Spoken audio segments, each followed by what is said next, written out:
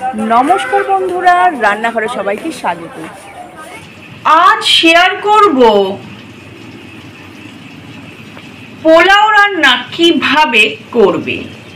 आशा करी এই রেসিপিটা তোমাদের ভালো লাগবে। তাহলে পোলাও কিভাবে রান্না করব দেখে নেওয়া যাক আজকের এই ভিডিওতে। পোলাও রান্নার জন্য আজ এখানে নিয়ে নিয়েছি বাসমতি চাল। এখন চালটাকে ভালো করে ধুয়ে নেব। চালটা ভালো করে ধুয়ে নিয়েছি। এখন চালের মধ্যে দিয়ে দিয়েছি পরিমাণ মতো নুন, চিনি, হলুদ গুঁড়ো আর সাদা তেল। আমি এখানে কোনো রকম ঘিয়ের ব্যবহার করব না। আর দিয়ে দেব অল্প পরিমাণ আদা নিয়েছি। এই আদাটাকেই পেস্ট করে দেব বাসমতি চালের মধ্যে, মানে পোলাওর মধ্যে। আদাটাও পেস্ট করা হয়ে গেছে। আদাটাও চালের মধ্যে দিয়ে দিয়েছি। এখন এটাকে ভালো করে মিক্স করে 15 থেকে 20 মিনিট রেখে দেব। মিক্স করা হয়ে গেছে। এখন 15 থেকে 20 মিনিট রেখে দেব। পোলাওর জন্য নিয়ে নিয়েছি কাজু, কিশমিশ, তেজপাতা, দালচিনি, লবঙ্গ আর ছোট এলাচ। ছোট এলাচগুলোকে হালকা ডাস্ট করে নেব। ছোট এলাচটাকে হালকা ডাস্ট করে নেওয়া হয়ে গেছে। এইভাবে ডাস্ট করে দিলে ছোট এলাচের সেন্টটা চালটার মধ্যে খুব সুন্দরভাবে মিক্স হয়ে যাবে।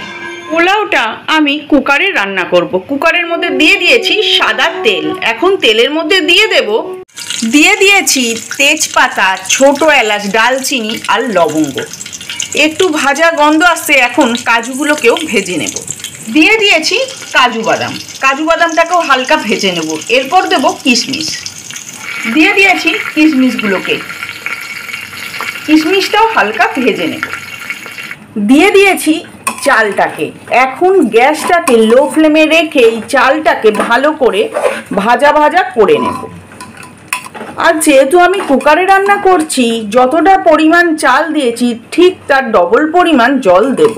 আমি একটা কাপের মাপ করে দিয়েছি। এখানে 4 কাপ চাল আছে, আমি 8 কাপ জল দেব। চালটা ভাজা হয়ে গেছে। এখন এর মধ্যে জল দিয়ে দেব। পোলাওর জন্য বাসমতি চালের মধ্যে জলটা দিয়ে দিয়েছি। এখন গ্যাসটাকে হাই ফ্লেমে করে দেব আর ঢাকনাটা দিয়ে আটকে দেব। আর এখন সিটি পড়ার অপেক্ষায়, মানে একটা সিটি পড়ার ঠিক আগের মুহূর্তে, মানে ফার্স্ট সিটি পড়ার ঠিক আগের মুহূর্তেই গ্যাসটাকে অফ করে দেবো। ঢাকনাটা খুলবো না যতক্ষণ না ঠান্ডা হচ্ছে। ঠান্ডা হওয়ার পর ঢাকনাটাকে খুলব। এখন গ্যাসটাকে অফ করে দিয়েছি। এখন ঢাকনাটা খুলবো না, এটা ঠান্ডা হলে তারপরে খুলবো। প্রেসার কুকারটা থেকে কোনো রকম হাওয়া বার করানো হয়নি। হাওয়াটা মানে প্রেসার কুকারটা সিটিটা ঠান্ডা হয়ে যাওয়ার পর কুকারের ঢাকনাটা খুলতেই দেখো আমার পোলাও রান্নাটা সম্পূর্ণ রেডি হয়ে গেছে। আর ভাতটা সম্পূর্ণ ঝরঝরে হয়েছে। এই রকম পোলাও রান্না কষা আলুর দম, কষা মাংস, পনিরের সাথে অসাধারণ লাগে। আশা করি আজকের এই রেসিপিটা তোমাদের ভালো লাগলো। তাহলে আজকের মতো এই পর্যন্ত। আসি বন্ধুরা, আবার আসবো নতুন কোনো রান্নার রেসিপি নিয়ে।